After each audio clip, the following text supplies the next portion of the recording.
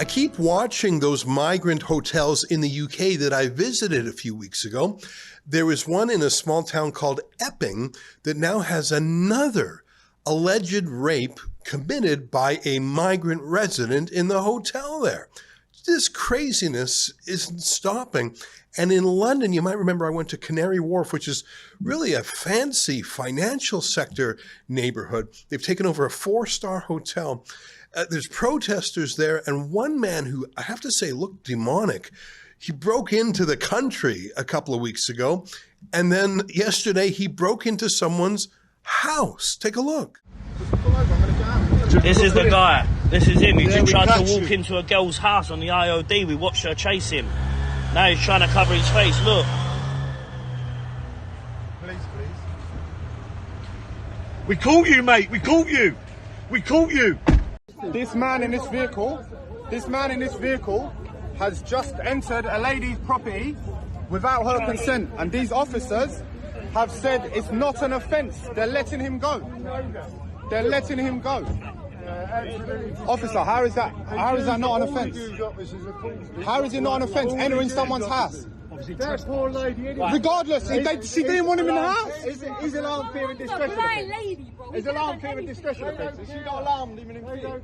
You're letting him go. Let him go. He's allowed to do that. Does she? He's allowed to do that. And then gets fucking raped. And I hope you fucking watch it, bro. He does it again. When he does it, you got to arrest him. He does it again. Regardless, he's done it once. He don't need to do it again. He doesn't need to do it again. So he was chased out before he could harm the children. Walked into the house, walked into the bathroom. He was chased out before he could do anything. Police said, oh, well, since he didn't do anything, it's not an arrestable offense. They actually said that. Take a look. Guys are quite unhappy about it. 100 Street. But we have no allegation to arrest him for. Okay? I understand that that's not something you want to hear, but unfortunately, there's only so much we can do. And obviously, she's the main person and she doesn't want to press charges. She does want to press charges. She just said to me. What's the alleged offence? Here's a couple of lads who were there on the scene. Upon leaving Tiller Road, we turn right into Bing Street to where we see a lady leaving her property and an illegal immigrant who we recently see just before that leaving the hotel. We pull over. He's trying to gain entrance into the lady's house to where we say to the man, like, what are you doing? He decides to run, nearly getting hit by the car that we're in. We follow him up the road to where we jump out and say, like, mate, what are you doing? You can't be doing this sort of stuff. He runs up the road to Marshall where we follow him.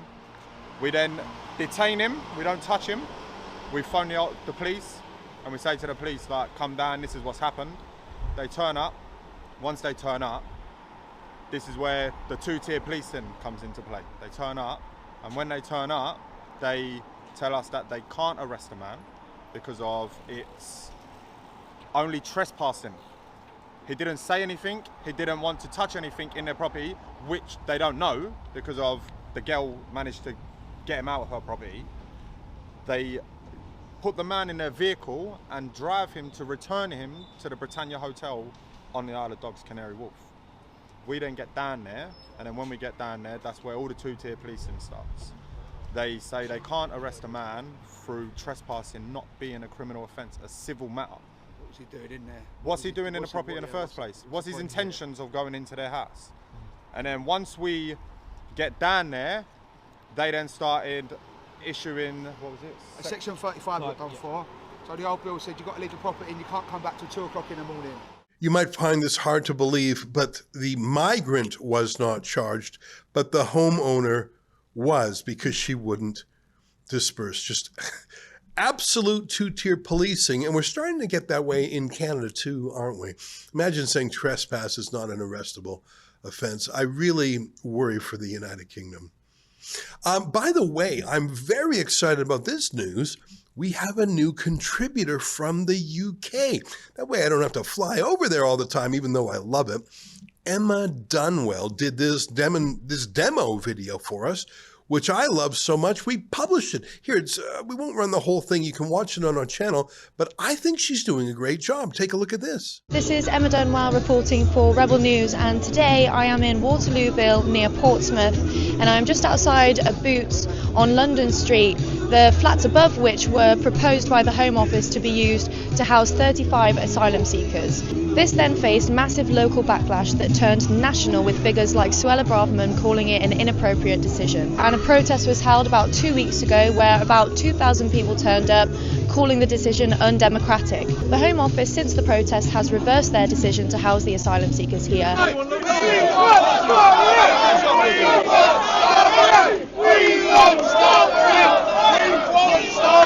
I don't agree with anything at all with illegal immigration. Illegal immigration is what it says. It is illegal and nothing is done about it. These people aren't vetted. We don't know what they've done, where they've come from, whether they're criminals or not. But these are illegal migrants and they are not refugees. I won't walk through a park in the daytime. And I think the priorities are wrong. I think we should be housing our own homeless first, because they're the ones that pay the taxes. I think they should start putting Britain first, British people first, and they're not. That's Emma Dunwell, and I hope to have a lot more videos from her. She's a young woman who's doing citizen journalism. I think she's got a really good style, and hopefully she can be our feet on the ground. I'll still go over there from time to time, of course, but I think she's doing a great job. The United Kingdom has something unusual in the West. And I'm sorry to talk about it. Whenever I talk about it, I feel like it's a little bit gross. It's an adult conversation. It's about something called a rape gang. In North America, we have rape. Typically, it's a smash and grab situation, or someone trapped in a situation, and it's a one-off. It could be random. It's terrible. It's horrific. In North America, you hear help, rape, and men go to help the woman victim. In the United Kingdom, they have a different phenomenon that I hope we are unfamiliar with in Canada. I hope it never comes here. It is the rape gang. 10s, 20, 30 men raping together or consecutively the same girls night after night. So it's not a random mugging style smash and grab. It is young children, as young as 11, 12 years old girls, who are tricked and groomed and extorted, and then they're forced to have sex with a gang of men every night, sometimes for years. You may have seen this image that I've shown before. It's the front page of a newspaper when 1,400 girls in the small city of Rotherham, UK, about 100,000 people, were raped for years by overwhelmingly Pakistani Muslim men. How does it happen? How does it happen that men would rape together as a dark team? Well, part of it comes from the rape culture in Pakistan. The fact that there's a high level of trust and secrecy amongst the men because of clan ties, because of cousin marriage, believe it or not. I mean, who could you possibly just engage in a dark thought experiment? If you were to commit such a horrific crime, really a crime tantamount to murder, could you name one other person, let alone 5 or 10 or 20 or 30, that would commit this most diabolical crime with you night after night and keep the secret with you? It's unthinkable in Western society. And by the way, in Rotherham, policemen got in on it. Politicians got in on it. It's something specific to Pakistani Muslim culture. And I know that sounds very racist. I don't think it's racist. It's not the race that's the issue. It's the cultural practices. Here's a story. I wrote about this back in 2014 for the Toronto Sun. Let me read the first couple of paragraphs. Pakistan's troubling rape problem was my headline. This was published in September 2014. There are 1.5 million street kids in Pakistan. An estimated 90% of them have been sexually abused at some point in their lives.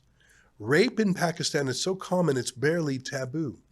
Last week, the Daily Mail interviewed a bus driver from Peshawar who says after his shift is over, he likes to go into the slums and rape street kids. It was a shocking story in the Daily Mail.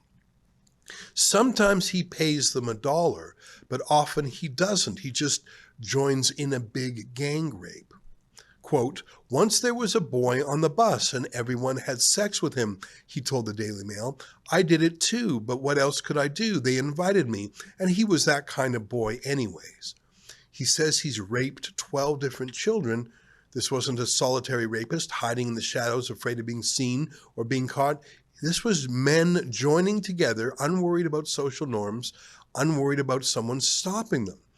A poll of 1,800 Pakistani men found that a third don't think raping street kids is a crime, and they don't even think it's a bad thing to do. It's a story I wrote 11 years ago when I barely had heard about Rotherham. But do you understand the phenomenon I'm talking about? Rape is so shocking, so taboo, such a heinous crime. It's a capital crime in various parts of the West.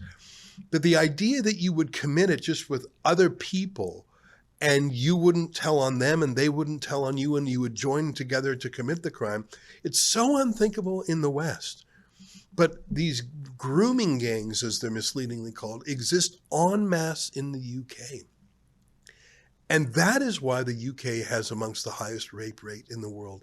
It's not Welshmen or Englishmen or Scots.